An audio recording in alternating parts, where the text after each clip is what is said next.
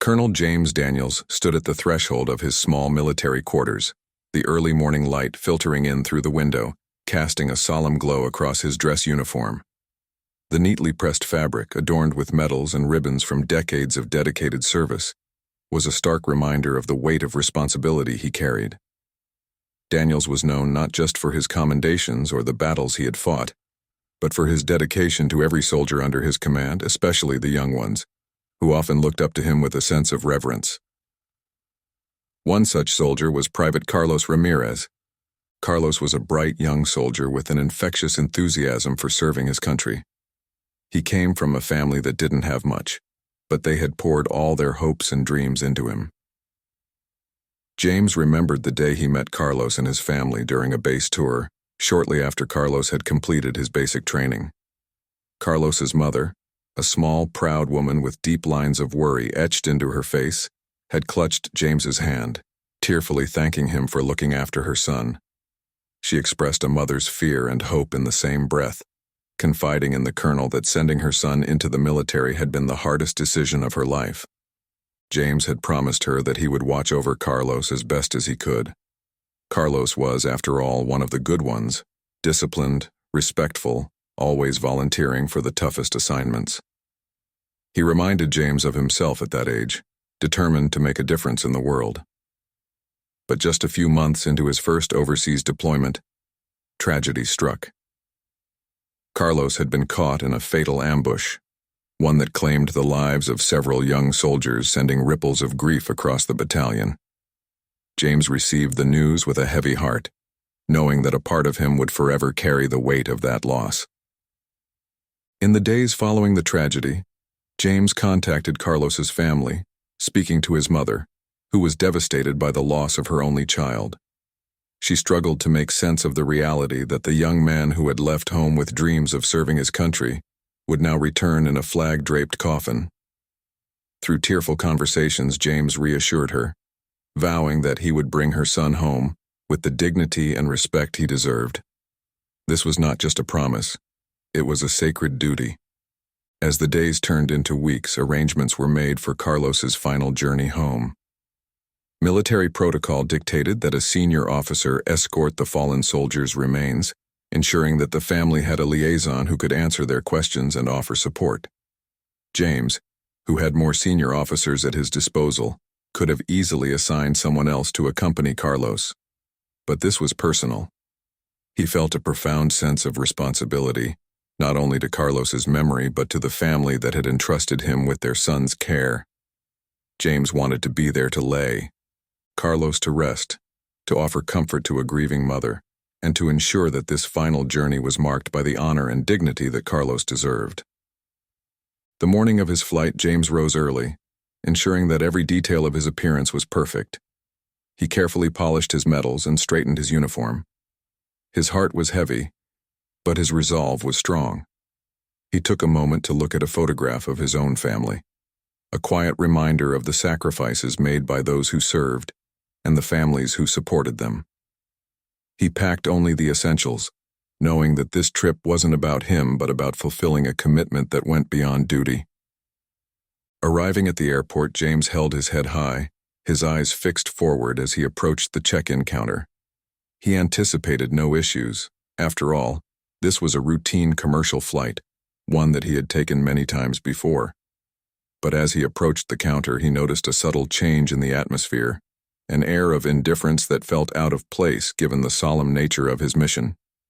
The ticket agent barely glanced at him, her attention focused more on her screen than on the decorated officer standing before her. James cleared his throat, offering a polite smile, but she remained distant. When he handed over his ticket and identification, the agent looked down, eyes narrowing as she processed the information. Moments passed, and James began to feel an odd tension in the air. He waited patiently, assuming it was a standard protocol check, but the agent finally looked up and, with a curt tone, informed him that there was an issue with his ticket. "I'm sorry, sir, but there's an issue here. I'm going to have to ask you to step aside." Taken aback, James calmly explained that he was escorting a fallen soldier home and politely requested that any issues be resolved swiftly. The agent, however, seemed unmoved. "I'm sorry, sir, but there's nothing I can do at the moment. You'll have to wait." James felt a surge of frustration but kept his tone respectful, reiterating the importance of his mission and his need to board this flight on time.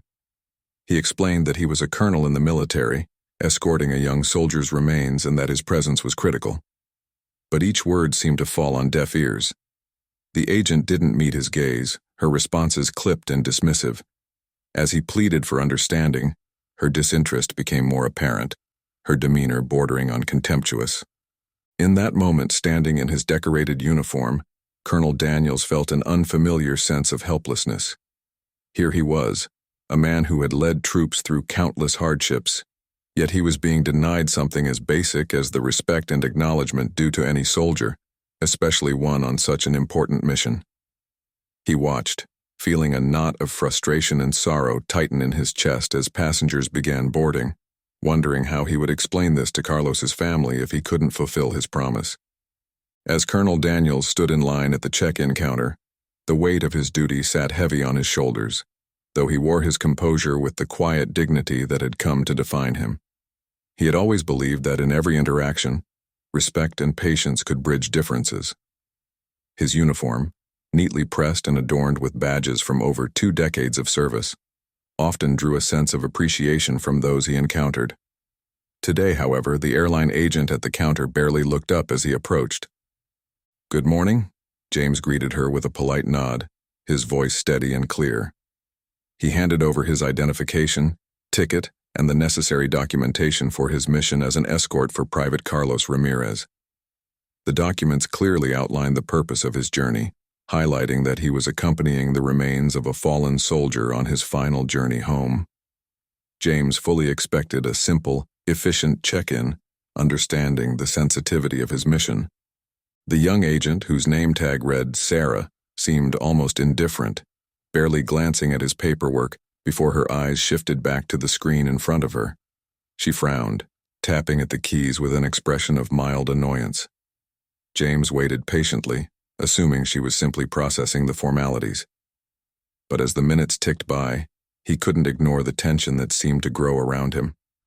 Finally, Sarah looked up, her face expressionless, and spoke in a flat, mechanical tone. "I'm sorry, sir, but there's an issue with your ticket," she said, barely meeting his eyes. "I'll have to ask you to step aside while I look into it." James blinked, surprised by the curt response. "An issue with my ticket?" he asked calmly, though his mind was already racing. He had double-checked every detail with the military travel office, ensuring that the arrangements were flawless. Escorting a fallen soldier was a mission taken with the utmost seriousness, and he had expected the same from anyone involved in the process. "Yes, that's correct," Sarah replied, still avoiding his gaze. "You'll need to step aside until we resolve this." Feeling the first stirrings of frustration, James gently cleared his throat and chose his words carefully. "I understand, ma'am, but I'm on a very important mission. I am escorting a soldier's remains home to his family. It's vital that I make this flight." She barely looked up from her screen, and her disinterest became even more apparent. "There's nothing I can do at the moment, sir," she said dismissively, tapping a few more keys on her computer. "Please wait over there, and we'll call you if anything changes." James's sense of frustration grew, but he reminded himself to keep his cool. "Ma'am," he began, maintaining his calm, "this isn't just a typical flight. Private Ramirez was a young soldier under my command, and I've promised his family I'd bring him home personally. I'm sure you understand the importance of this." But his words seemed to fall on deaf ears. Sarah's expression remained indifferent, and the disinterest in her body language was impossible to ignore. "I don't make the rules, sir," she replied, her tone verging on exasperated. "You'll have to wait over there." Colonel Daniels couldn't believe what he was hearing. For the first time, he felt a pang of helplessness he rarely experienced, even in the most challenging situations. Here he was, standing in his uniform, with every visible indication of his commitment to service and sacrifice, yet he was being treated like an inconvenience, almost as if his presence were a nuisance. "I understand you don't make the rules," he replied, struggling to keep his voice steady. "But there must be someone you can speak to." someone who can expedite this process. Time is of the essence here. Sarah simply shrugged, her eyes flicking back to her screen as if to signal the end of the conversation. "I'm sorry, sir. You'll have to wait. Next, please," she called out, ignoring him entirely as she gestured to the next passenger. James stepped aside, feeling a mix of disbelief and frustration. He watched as other passengers began checking in with ease, some glancing curiously in his direction as he stood off to the side. A few people whispered among themselves, taking in the sight of a decorated officer being brushed aside. Some looked sympathetic, while others seemed puzzled. In an era where soldiers were often met with gestures of respect at airports, from handshakes to "thank you for your service" nods, this treatment felt foreign and wrong. He scanned the area, looking for a supervisor, anyone who might be able to assist him, but the counter was a sea of busy airline employees, all focused on their tasks, none of whom seemed available or willing to help. His thoughts drifted to Carlos's family, the grief-stricken mother waiting for her son's final return. James had given his word, a promise that he had intended to keep, and now, because of some vague issue with his ticket, he was beginning to doubt he'd be able to fulfill that commitment.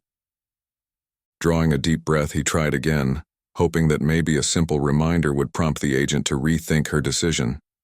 Stepping back to the counter, he spoke with quiet determination. "Ma'am, please. All I need is to board this flight. If you could look over my papers again, you'll see that I have the necessary clearance. This isn't just a routine trip for me. It's a commitment to a family who has lost their son." But his appeal met the same dismissive response. "Sir, I've already told you. There's an issue with your ticket. Please wait." As he stood back, helpless to change the course of events, James felt an unfamiliar bitterness begin to take hold. His entire career had been about service, sacrifice, and integrity. But here, in this small moment, it seemed those values were meaningless. The honor he wore on his sleeve, the medals that told stories of years spent in service, seemed invisible to those who could easily change his circumstances with a single decision. Watching others move forward, he felt a rising sense of urgency and a nagging fear that he might be forced to break his promise to the Ramirez family. As Colonel Daniels waited, frustration turning to quiet despair, his uniformed presence began attracting attention. Nearby passengers couldn't help but notice the decorated officer standing off to the side, the evident weight of his mission etched into his posture and expression. Daniel stood with his shoulders squared, but anyone watching could see the tension tightening his jaw and the pleading in his eyes each time he tried to catch the ticket agent's attention. The contrast between his respectful composure and the agent's detached indifference was stark. Among the onlookers was a young teacher named Emily, who had been preparing for a cross-country flight to visit family. Watching the scene unfold, she was struck by the apparent disrespect shown to the colonel, who seemed so genuine in his attempts to explain his situation. Emily noticed every frustrated word the agent cut off, every attempt the colonel made to politely insist on the importance of his mission, and every dismissive wave of the agent's hand. Feeling a surge of indignation, Emily discreetly pulled out her phone and began recording. Her heart pounded as she tried to steady her hand. She wanted to document the situation in hopes that, if nothing else, it would bring the colonel some form of justice. She zoomed in slightly, catching the raw emotion in Daniels's eyes and the carefully controlled frustration that showed in the set of his jaw. The video captured the agent's indifference as well, her refusal to even look up, the coldness with which she addressed a man clearly here on a deeply important mission. Emily wasn't the only one who noticed. A few others in the line had begun murmuring among themselves, whispering questions about why an officer in uniform would be denied boarding. Some speculated quietly, wondering aloud if there was an error with the airline, while others shook their heads in visible frustration. A middle-aged man in a suit, standing near the counter, leaned toward Emily and whispered, "Can you believe this? The man's clearly on a mission. They won't even listen to him." Emily nodded, her grip tightening on her phone as she continued to record. "It doesn't feel right," she replied softly. He's just asking to do his duty. They're treating him like he's asking for a favor. Colonel Daniels, unaware of the videos being taken, turned once more to the agent, his voice growing steadier as he fought to keep his emotions in check. "Please," he said quietly. "I gave my word to this family. This isn't just any flight for me. I need to be on that plane." But his words were met with the same unyielding response. "Sir, I've told you already." "Step aside," she repeated, her tone flat. The crowd's quiet murmurs grew louder, their eyes locked on the colonel and the agent. Emily's video would soon find its way to social media, where it would ignite a firestorm. But in that moment, the colonel stood alone, a figure of dignity and restraint amid the indifference. To those watching, it became clear. This was about more than a flight. It was about respect, honor, and the duty one man was determined to fulfill. As minutes ticked by with no progress, Colonel Daniels felt his sense of urgency growing. Determined not to let this obstacle stop him, he took a step back and pulled out his phone, dialing the number of his commanding officer, Major General Robert Hayes. General Hayes, who knew James well, had given his full support for this mission and understood the importance of bringing Private Ramirez home with the dignity he deserved. "Colonel Daniels, what's going on?" General Hayes answered, picking up quickly. James took a steadying breath, filling his superior in on the situation. The ticket agent's refusal to help, the vague claim of a ticket issue, and his efforts to communicate the importance of his mission. General Hayes listened in stunned silence before speaking, his tone filled with disbelief. "They're denying you boarding, and you're in uniform with official orders?" Hayes asked, his voice sharpened by frustration. James could hear the sound of typing in the background, as if the general were already making arrangements to call someone higher up at the airline. "Yes, sir," James replied, trying to keep his tone level. "I've explained the nature of my mission, but they won't budge. They've just asked me to wait without any explanation." General Hayes didn't waste time. "Stay put, Colonel. I'll call the airline's main line and get this sorted out myself. They can't treat you this way, especially given the situation." James thanked him and ended the call, feeling a sliver of relief that someone else was now in his corner. But as he waited, his frustration only deepened, watching passengers stream by him, their boarding passes accepted without issue. After several more tense minutes, James's phone rang.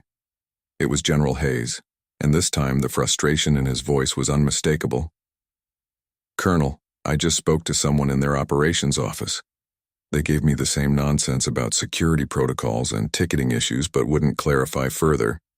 I escalated it to their regional director, but they're giving us the runaround. I'm sorry, but they won't confirm you for this flight." James closed his eyes for a moment, grappling with the weight of disappointment pressing down on him. This wasn't just a routine flight. The honor of Private Ramirez's memory and the trust of a grieving family depended on his presence, and the thought of breaking that promise was almost unbearable. General Hayes seemed to sense his turmoil. "Look, James," he said gently, "I'll keep pushing from here. But in the meantime, stay calm.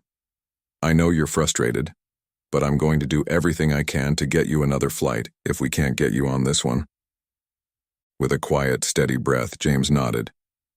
"Thank you, sir. I'll do whatever it takes to keep my promise to this family." After the call ended, James found himself watching the gate intently.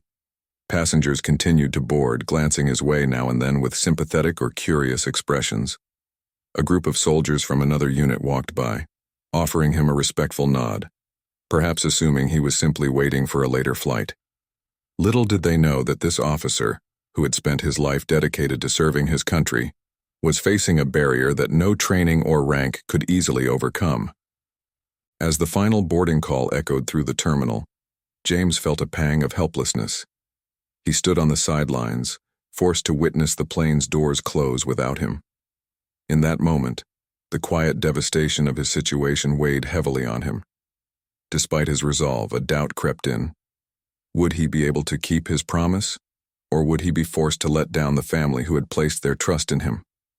In his mind, he imagined the faces of Carlos's family, waiting expectantly for his arrival, clinging to the idea that someone who had known and cared about their son would be there to honor him in his final moments. As Colonel Daniels stood near the gate, watching the plane he was meant to be on begin its boarding process, whispers among the passengers turned into murmurs, and murmurs grew into visible discontent. The video Emily had taken had already started circulating among those waiting to board, and passengers began to piece together the gravity of the situation. A decorated officer denied the opportunity to accompany a fallen soldier home to his family, all because of an unaddressed issue with his ticket. For many, this was more than a simple error. It was a shocking display of insensitivity and disrespect toward a man clearly on a solemn mission. One of the first to voice her frustration was an elderly woman seated near the boarding area. She stood up, her cane in hand, and shook her head, looking toward the gate agents. "I can't believe they'd treat a soldier like this," she said, her voice trembling with both age and indignation. "That man is here to escort a young hero home, and they're acting like he doesn't even matter." A few others nodded in agreement, their expressions darkening as they absorbed her words. A businessman in a crisp suit, standing close to the gate, glanced down at the phone video circulating through the crowd and frowned. "This isn't right," he said loudly, making his way to the gate counter. "Is there really no way to get this officer on the flight?" The gate agent, flustered by the attention and now faced with a visibly unhappy crowd, tried to offer an explanation. "Sir, we've done everything we can, but there's a security issue with his ticket. We can't make exceptions." A middle-aged woman who had been watching the scene unfold folded her arms and spoke up. "A security issue? He's in uniform, for heaven's sake. He's serving our country. You're telling us you can't make an exception for a soldier bringing a young man's body home to his family?" More and more passengers began voicing their disapproval, speaking over each other as their anger simmered into collective indignation. Some passengers even gathered around the colonel, offering words of support, while others continued to pressure the gate agents, insisting that something be done. Emily, who had been recording from the sidelines, felt a surge of pride in seeing people rally around Colonel Daniels. She moved forward, addressing the agents directly. "Listen, this isn't just about a ticket. This is about respect. How can you possibly deny him a seat on this plane? He's trying to fulfill a promise to a grieving family." As the crowd grew louder, the gate agents exchanged nervous glances, realizing that they were losing control of the situation. More passengers had started speaking up, raising their voices to be heard. Some were calling for a supervisor, demanding to know why the airline would treat an officer so callously. Others were already on their phones, sharing the video further, tagging news outlets and social media influencers, hoping to draw more attention to the injustice unfolding before them. Finally, a tall man in his 40s, dressed casually but with an air of authority, stepped forward. He introduced himself as a former Navy captain, his voice calm but firm as he addressed the gate agent directly. "If you're refusing to allow this man to board, then you'll have to explain why to every one of us standing here," he said, gesturing to the crowd. "And I don't think you're going to like the kind of attention that brings." The gate agent hesitated, visibly uncomfortable under the scrutiny. She mumbled something about procedures and security protocols, but her explanation was drowned out by the crowd's rising frustration. People were no longer waiting politely. They were demanding answers, insisting that the colonel be allowed to board the plane. The scene grew increasingly tense, with passengers now refusing to board unless the colonel was given the seat he deserved. They began standing up to block the boarding line, making it clear that they would not allow the flight to take off without him. A few even began chanting, "Let him board, let him board." Their voices echoed through the terminal, drawing attention from bystanders and airport staff alike. At that moment, Colonel Daniels felt a wave of emotion wash over him. Though he had always relied on his inner strength to carry him through difficult situations, seeing this outpouring of support was unexpected. People he had never met, people who didn't know his story or the depth of his mission, were standing up for him, refusing to let an injustice pass unnoticed. As he looked around at the determined faces surrounding him, he felt a renewed sense of resolve. This was no longer just his fight.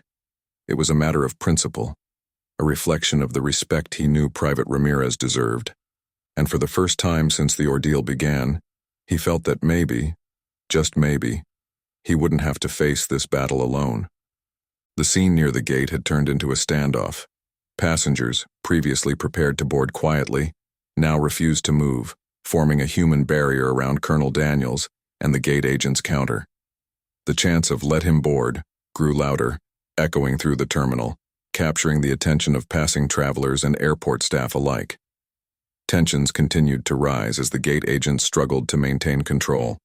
A few radioed for additional assistance, visibly rattled by the escalating situation and the determination of the passengers. Within minutes, the airline's regional manager, a middle-aged man named Mr. Benton, arrived at the gate.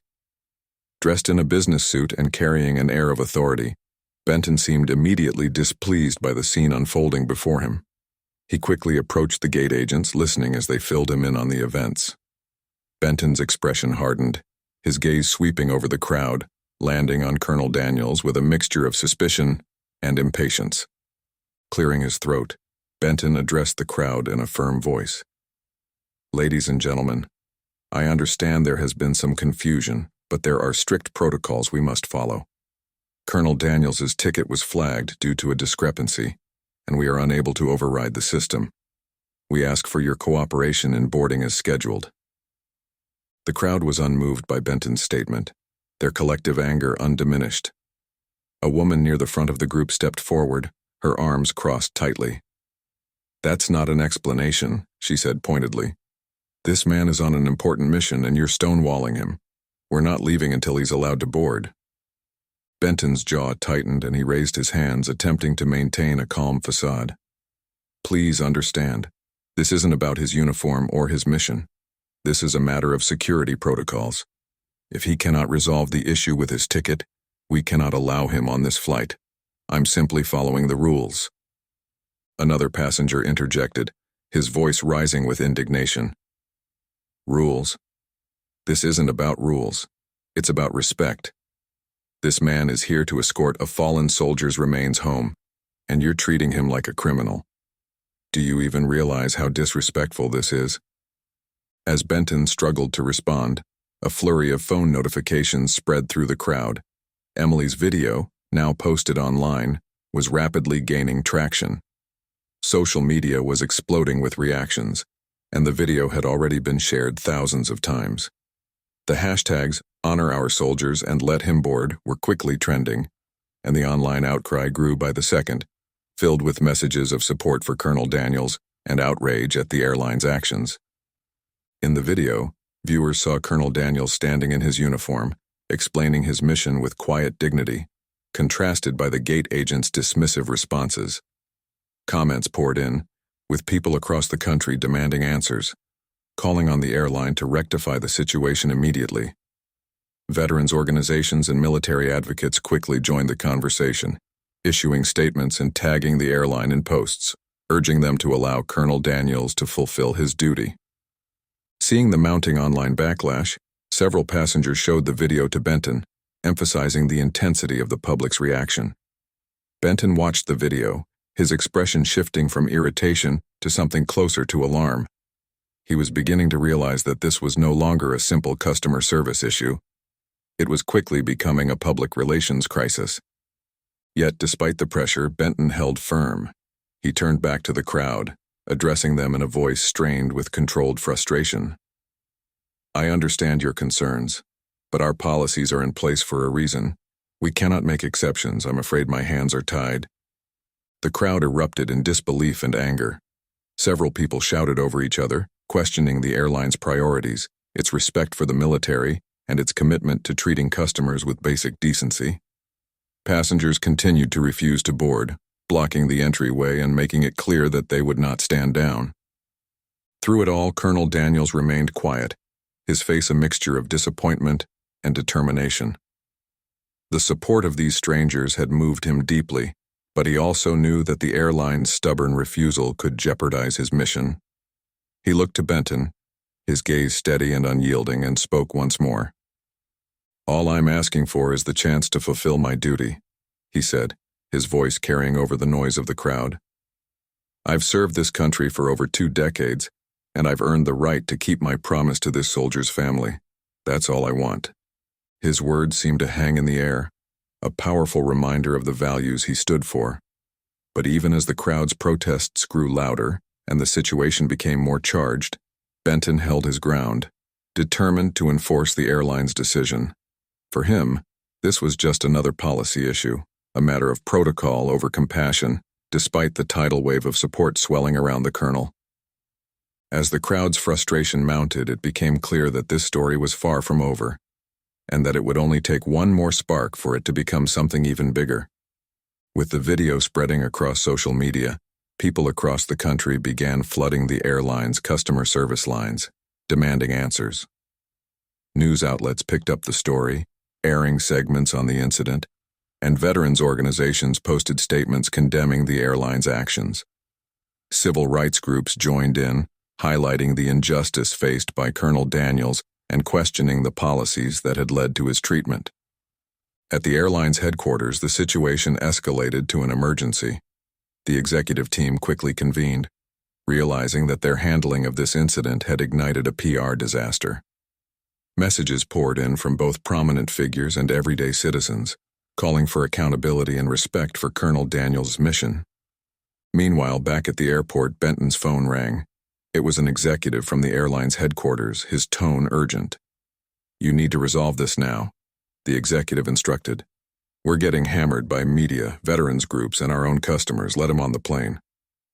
The decision finally made, Benton looked at Colonel Daniels, the protests from the crowd still echoing around him.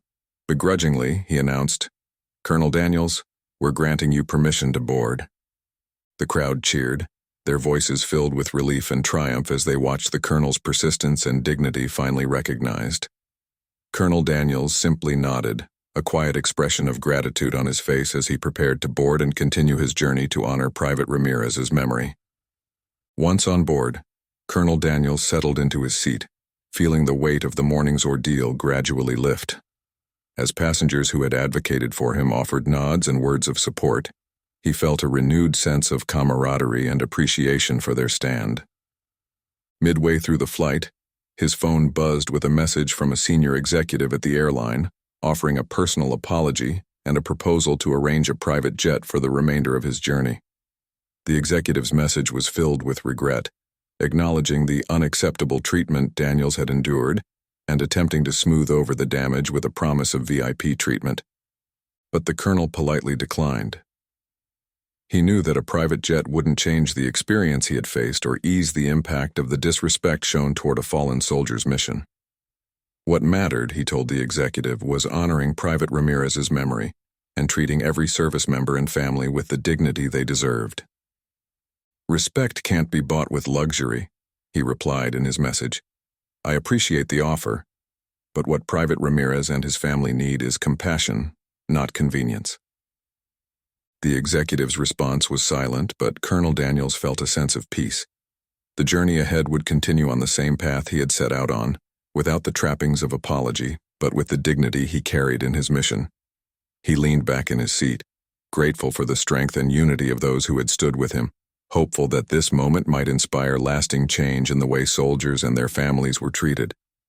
Upon returning to his base, Colonel Daniels quietly filed an official report detailing his experience. Though he had no desire for retribution, he knew that accountability was necessary to ensure that no other soldier or grieving family would endure such treatment. His commanding officer, General Hayes, fully supported his decision and escalated the complaint up the military channels, calling for the airline to account for their actions and policies. The story, meanwhile, continued to gain attention across the country. News outlets featured segments on the colonel's experience, inviting veterans and military families to speak out. Stories emerged of similar instances where respect and dignity had been neglected, sparking a broader conversation about how service members and their families were treated, especially during times of grief and remembrance. Under intense pressure from the public and various advocacy groups, the airline conducted an internal investigation. Within weeks, the airline announced the dismissal of both the gate agent and the regional manager, citing misconduct and discriminatory actions. They also pledged to implement changes in their training programs, emphasizing respect and sensitivity toward military personnel and those on missions involving fallen soldiers. A formal apology was issued to Colonel Daniels, acknowledging the failure to treat him with the respect he deserved. Yet the story had already taken on a life of its own, becoming a symbol of the need for empathy, not just within the airline but in every interaction with those who serve. The outpouring of support that Colonel Daniels received served as a reminder of the power of unity and compassion.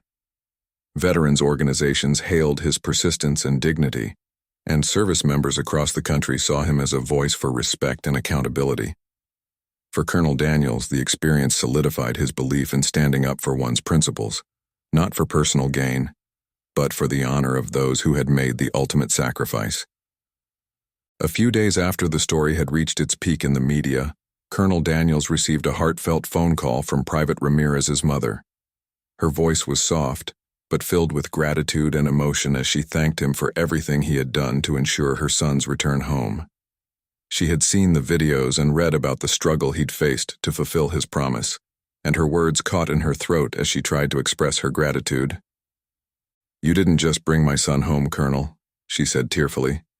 "You showed the world what it means to honor someone. Carlos would be so proud to know that you fought for him, even when it was difficult." Touched deeply, Colonel Daniels assured her that it was an honor and a duty he could never ignore. "Carlos gave everything for his country," he replied gently. "It was my privilege to bring him home with the respect he deserved."